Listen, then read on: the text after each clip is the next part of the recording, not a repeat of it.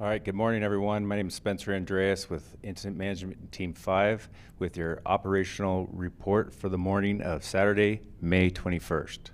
So to begin, we'll start up in the northern portion of the incident in the Gascon and Rosiata area.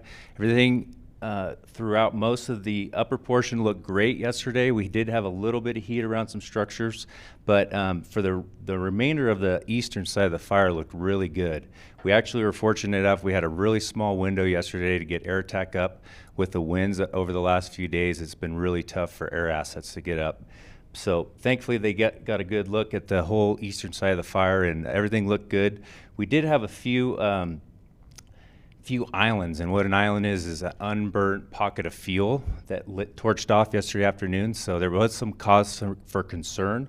However, rest assured everything was fine. It's just doing what it's doing, burning off the unburnt.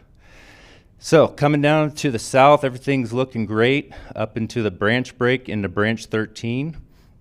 So last night, as everybody knows, we had a cold front come in.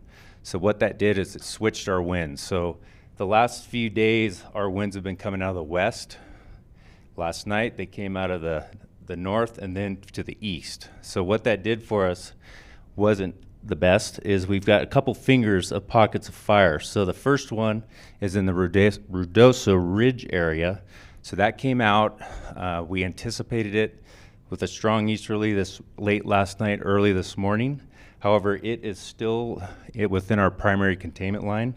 However, up in East Bull Creek, same thing happened. We had a pocket of fire that we didn't have direct line on it due to the remoteness of it.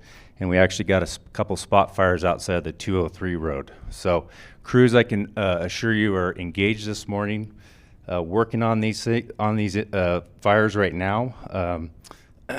Our focus now is going to be the structures. So the Coloniases, all of the Pecos River corridor is our priorities for today.